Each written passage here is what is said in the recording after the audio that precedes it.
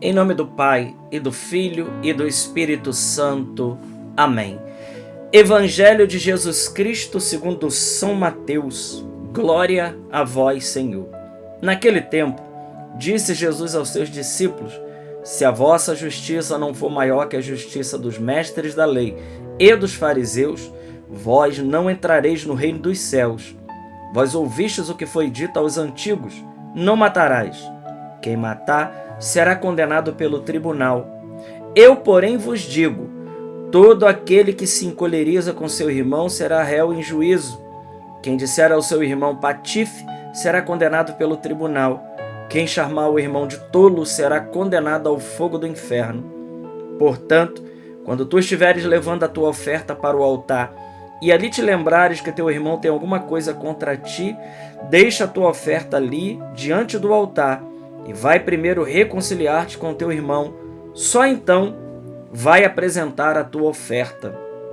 Procura reconciliar-te com teu adversário enquanto caminha contigo para o tribunal. Senão o adversário te entregará ao juiz, o juiz te entregará ao oficial de justiça e tu serás jogado na prisão.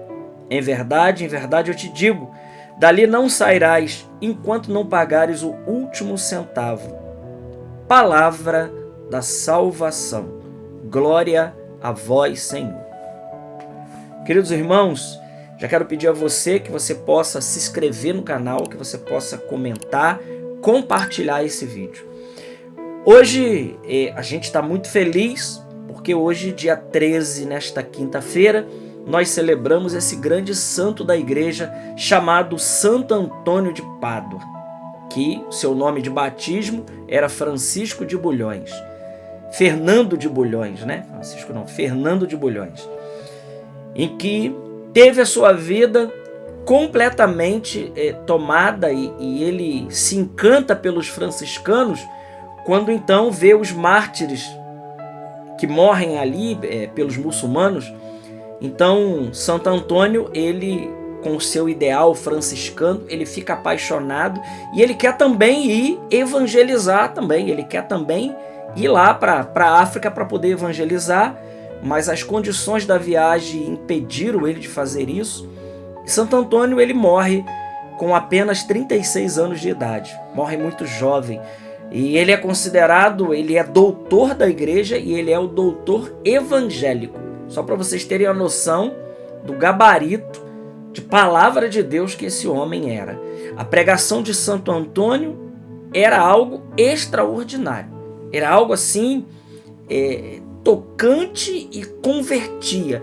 Tem muitos episódios na vida de Santo Antônio que são marcantes, que são extraordinários. A gente tem uma figura muito rasa ainda de Santo Antônio, né? Para as pessoas, Santo Antônio somente é o santo casamenteiro. Ah, Santo Antônio é o santo casamenteiro. Mas não conhecem a vida desse homem. Não conhecem a capacidade dada por Deus que esse homem tinha de pregar o evangelho. A santidade que girava em torno de Santo Antônio. Sem dúvida alguma, um dos maiores pregadores da igreja. Uma pessoa que convertia com as palavras, porque primeiro que ele conhecia a Bíblia de cabo a rabo, ler e decorar para Santo Antônio era a mesma coisa. Ele sabia a Bíblia toda. Capítulo, versículo, passagens, era extraordinária a sabedoria que vinha do alto na vida de Santo Antônio, sem dúvida alguma. Tem uma passagem da vida dele que tinha era uma espécie de prefeito da cidade, né? Que perseguiu muito Santo Antônio, perseguiu demais e envenenou uma sopa e convidou Santo Antônio, porque é assim, né?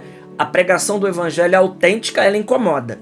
Ela mexe com a vida daqueles que não querem mudar de vida. E isso até, para alguns, até irrita, né? Irrita mesmo. E Santo Antônio estava causando isso. Aliás, como toda pregação, se ela é autêntica, baseada no evangelho, ela precisa incomodar os corações que estão ainda vivendo na mornidão, que estão vivendo longe de Deus. Isso precisa acontecer. O evangelho, ele é algo que vem nos desinstalar. E Santo Antônio, então, convidado por esse homem, o homem envenenou a sopa. Santo Antônio sabia que a sopa estava envenenada. Ele simplesmente abençoa a sopa e come a sopa e não morre. O resultado disso é que o homem que tinha convidado Santo Antônio lá para poder matar ele se converte profundamente, entrega a sua vida totalmente a Jesus Cristo. Essas são algumas das histórias, porque tem histórias extraordinárias a respeito da vida desse homem que viveu apenas 36 anos de idade. Então Santo Antônio é muito mais do que um santo casamenteiro, irmãos. Ele é um homem profundamente evangélico, um homem profundamente da pregação da palavra. Hoje nós precisamos pedir muito a intercessão de Santo Antônio para que a gente também seja cristãos evangélicos, que conheçam a palavra de Deus. O texto que nós acabamos de ler do Evangelho de hoje, Jesus hoje está nos convidando a uma imitação dele, que também foi o modelo de vida de Santo Antônio. Essa é importante para nós. Jesus disse: se a vossa justiça não for maior que a justiça dos mestres da lei e dos fariseus, vocês não entrarão no reino dos céus.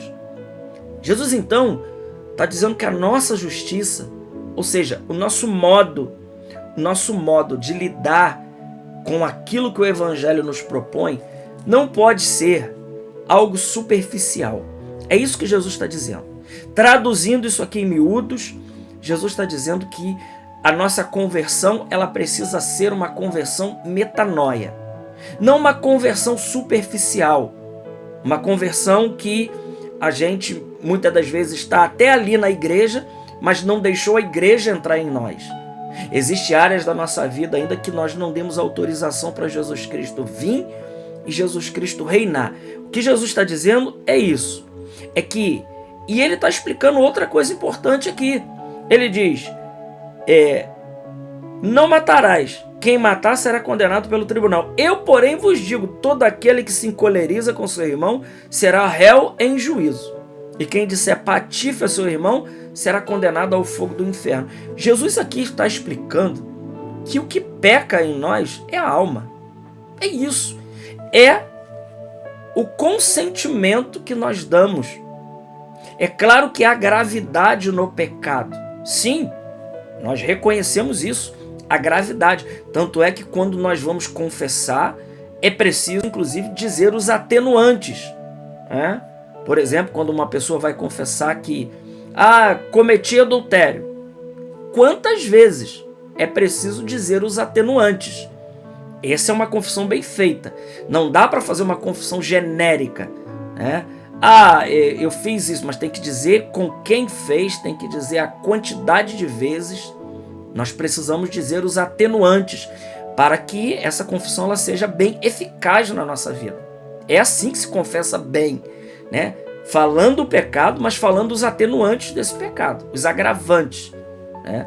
A gente reconhece isso, mas o que Jesus está dizendo é que o nosso coração, ele precisa, a nossa alma, ela precisa estar totalmente voltada em Deus. Totalmente voltada em Deus. Então, nós não podemos consentir na alma. É claro que, por exemplo, uma pessoa que... O que Jesus está explicando é isso, né?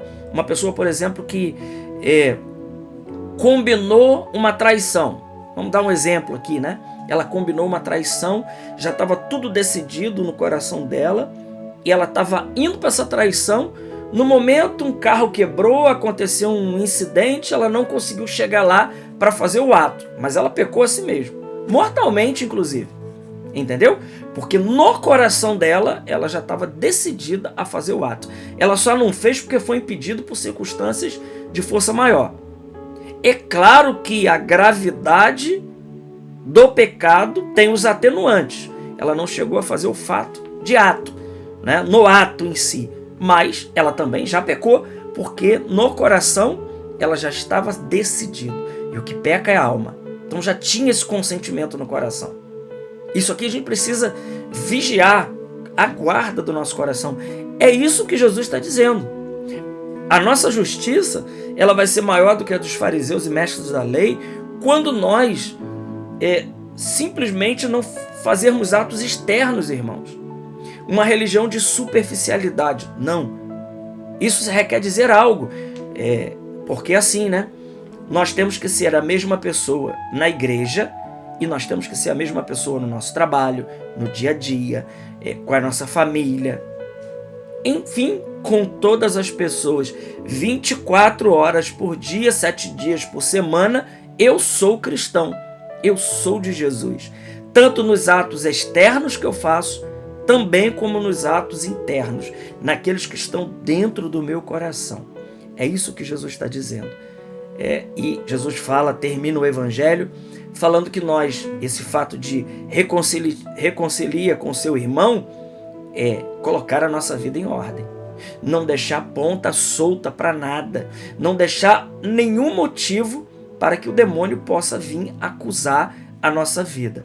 Ou seja, Jesus está dizendo para mim e para você que nós temos que fechar todas as portas para que a gente tenha uma conduta ilibada e irrepreensível diante desse Deus que é puro amor.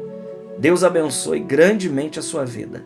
Glória ao Pai, ao Filho e ao Espírito Santo, como era no princípio, agora e sempre. Amém.